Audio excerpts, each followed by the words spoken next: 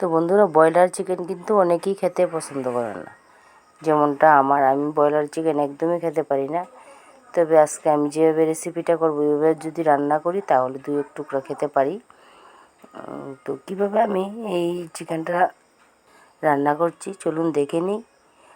আর কীভাবে রান্না করলে আপনারাও যারা ব্রয়লার চিকেন খেতে চায় না তারাও 1-2 টুকরা আমার মতো খেতে পারবেন। তো প্রথমে তো আমি এখানে একটি বল নিয়ে নিলাম। বলের মধ্যে প্রথমে দিয়ে দেব বেছে ধুয়ে রাখা চিকেনটা দিয়ে আমি দিয়ে দেব কিছু মশলা। সেটা আমি মিক্সিতে পেস্ট করে নিয়েছিলাম। এখানে আছে আদা, কাঁচা লঙ্কা আর ধনিয়া। আমি কিন্তু এখানে রসুন ব্যবহার করিনি। তো ধনিয়াটা আমার ঘরে ছিল না, তার জন্য আস্ত ধনিয়া আমি পেস্ট করে নিয়েছিলাম। দিয়ে দিয়েছি জিরের গুঁড়ো, দিয়ে দিলাম হলুদের গুঁড়ো, তারপরে দিয়ে দেব কেটে রাখা আলু। আমি সব কিছু কিন্তু একসঙ্গে মেখে এই রেসিপিটা করব। তো আলুটা দিয়ে দিলাম কিছু পেঁয়াজ। তো পেঁয়াজটা আমি এখানে অনেকটাই ব্যবহার করেছি। আমি সোমবার দেওয়ার সময় তরকারিটা তখন কিন্তু আমি একটা পেঁয়াজ দিয়ে সোমবার দেব। দিয়ে দিলাম কালারের জন্য শুকনো কাশ্মীরি লঙ্কার গুঁড়ো, তারপরে দিয়ে দিলাম সরিষা তেল। এখন আমি এগুলো সুন্দর করে ভালো করে অনেকক্ষণ সময় নিয়ে মেখে নেব। তো নমস্কার বন্ধুরা, আমার আরও একটি নতুন রেসিপি দেখার জন্য আমার চ্যানেলে আপনাদের সবাইকে অনেক অনেক স্বাগত এবং অনেক অনেক ভালোবাসা। তো আমি কিন্তু এগুলি মেখে অনেকটা সময় কিন্তু রেখে দেব, প্রায় 10 থেকে 15 মিনিট আমি এভাবে রেখে দিয়েছিলাম। তো আপনারা যদি চান এখানে একটু লেবুর রস ব্যবহার করতে পারেন, তাহলে রেসিপিটা খেতে আরও বেশি ভালো লাগে। তো আমি লেবুর রসটা দিলাম না, আপনারা দাদা পছন্দ করে না। তো চলে আসলাম ওভেনে রান্নাটা করতে। এদিকে কড়াইয়ে বসিয়ে দিলাম। কড়াইয়ে গরম হয়ে গেল, দিয়ে দিলাম সরিষা তেল। তো আমি কিন্তু মাখার মধ্যেও একটু সরিষা তেল ব্যবহার করেছি। দিয়ে দিলাম তেজপাতা, তারপর দিয়ে দিলাম তার মধ্যে একটু লবণ, দিয়ে দেব পেঁয়াজ। এখানে আমি একটা পেঁয়াজ ব্যবহার করছি। তো পেঁয়াজটাকে এখন আমি কিছুক্ষণ ভেজে নেব। এই ব্রাউন কালার থেকে একটু কম হলেও সমস্যা নেই। তো এইভাবে যদি আপনারা চিকেন রান্না করেন, যারা চিকেন খেতে পছন্দ করে না আমি কথা দিচ্ছি তারাও 1-2 টুকরো হলেও খাবে। তো পেঁয়াজটা হয়ে গেছে, দিয়ে দিলাম মেখে রাখা চিকেন। দিয়ে এখন আমি এই রেসিপিটা ততক্ষণ পর্যন্ত ডেকে রান্নাটা করব যতক্ষণ পর্যন্ত চিকেনের যে জলটা সেটা বেরিয়ে না আসছে। তো এই রেসিপিটা খুব ধৈর্য সহকারে করতে হবে, একদম মিডিয়াম টু লো আঁচ। যখন এটা জলটা পুরোপুরি শুকিয়ে যাবে সব কিছু দেওয়ার পর, তখন হাই হিটে একদম ভাজা করে নিলে হবে।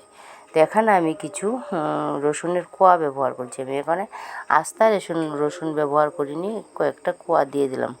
এইগুলি খেতে ভাতের সঙ্গে মেখে ভালো লাগে। তো অনেকেই বলে বন্ধুরা যে চিকেন কষা পাতে দেয়, বাটিতে দেয়, দেখি ঝুল থাকে, কিন্তু সেটাকে বলে চিকেন কষা। তো অরিজিনাল চিকেন কষা কীভাবে বানাতে হয় সেই রেসিপিটি আমি আপনাদের সাথে শেয়ার করছি।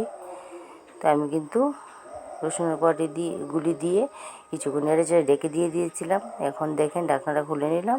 চিকেনের যে জলটা সেটা কিন্তু বেরিয়ে এসেছে। আমি কিন্তু লবণটাও এখন ব্যবহার করিনি। আমি লবণটা ব্যবহার করব এই জলটা, যে চিকেনের জলটা বেরিয়ে এসেছে সেই জলটা শুকিয়ে যাওয়ার পর কিন্তু আমি লবণটা ব্যবহার করব। তাই আমি তো বললাম এই রান্নাটা একদম ধৈর্য সহকারে কিছুক্ষণ সময় নিয়ে কিন্তু করতে হবে। তো এইভাবে চিকেনটা যদি আপনারা কোনোদিন রান্না করেন তাহলে সাদা ভাত, রুটি, লুচি দিয়ে কিন্তু খুব সুন্দর করে খেতে পারবেন। তো এই পর্যায়ে আমি দিয়ে দিলাম রসুন বাটা। তো অনেকে ভাবতে পারেন এই পর্যায়ে রসুন বাটাটা দিয়েছেন, রসুনের তো কাঁচা গন্ধ থাকবে। না বন্ধুরা, কাঁচা গন্ধটা দূর হয়ে যাবে, কিন্তু রসুনের সুন্দর স্মেল এই রেসিপিটার মধ্যে থেকে যাবে, সেটা ভালো লাগে। তো আমি রসুনটা দিয়ে আবারও কিছুক্ষণ নেড়েচেড়ে আবারও কিছুক্ষণের জন্য ঢাকা দিয়ে দেব। তো বন্ধুরা, আমার এই রেসিপিটা এতক্ষণ অবধি যারা দেখে চলে এসেছেন, লাইকটা না দিয়ে থাকলে অবশ্যই ভিডিওতে একটি লাইক দিয়ে না টেনে পুরো রেসিপিটা দেখে সুন্দর একটা কমেন্ট করে আমাকে আর উৎসাহিত করবেন ভিডিও করার জন্য। এভাবে ডেকে কিন্তু আমি রান্নাটা করছি। এই পর্যায়ে দিয়ে দিলাম স্বাদ মতো লবণটা দেওয়ার পর কিন্তু এখন আবার একটু জল বেরিয়ে আসবে।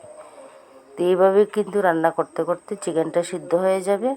লাস্ট পর্যায়ে হাইটে চিকেন রেসিপিটাকে ভাজা ভাজা করে নিয়ে তারপরে গরম মশলার গুঁড়ো দিয়ে নামিয়ে নিলেই হয়ে যাবে চিকেন কষা। তো বন্ধুরা দেখতে থাকুন আমি রেসিপিটা কীভাবে করছি।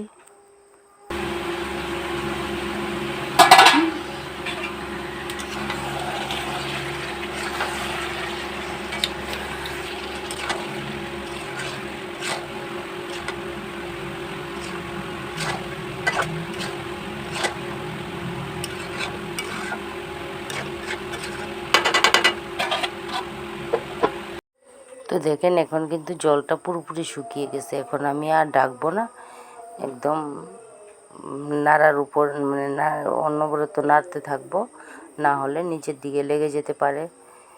তো এই পর্যায়ে আপনার দাদা কিন্তু এসে বাকি কাজটা করে নিয়েছে, কারণ কড়াইটা খুব নড়ছে, আমি তো বাম হাতে ধরতে পারি না, আর নিচের দিকেও একটু একটু লেগে লেগে যাওয়ার ভয় আছে। তার জন্য আপনার দাদাকে বলছি তুমি বাম হাতে একটু নুড়ি দিয়ে মানে কাপড় দিয়ে কড়াইটা ধরে তারপরে চিকেনটাকে ভাজা ভাজা করে গরম মশলার গুঁড়ো দিয়ে নামিয়ে নেবে। তো এখানে আমি অফ ক্যামেরায় গরম মশলার গুঁড়োটা দিয়ে দিয়েছিলাম, ক্যামেরা অন করতে ভুলে গিয়েছিলাম বন্ধুরা, আপনারা একটু মানিয়ে গুছিয়ে নিয়ে নেবেন। তো এইভাবে চিকেন কষা করলে এটাকে বলে চিকেন কষা, ঝুল ঝুল থাকলে এটাকে চিকেন কষা বলে না বন্ধুরা।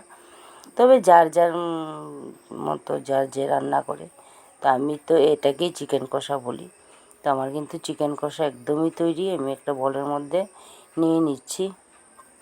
তো বন্ধুরা আমার এই রেসিপিটা আপনাদের কাছে কেমন লাগলো কমেন্ট করে অবশ্যই বলবেন। নতুন দর্শক হলে আমার রেসিপিটা দেখে যদি বেশি ভালো লাগে আমার চ্যানেলটাকে সাবস্ক্রাইব করে পাশে থাকা বেল বাটনটিকে অন করে অল অপশানে ক্লিক করে দেবেন, যাতে করে আমি কোনো নতুন ভিডিও আপলোড করার সাথে সাথে সর্বপ্রথম আপনাদের উপরে চলে আসে।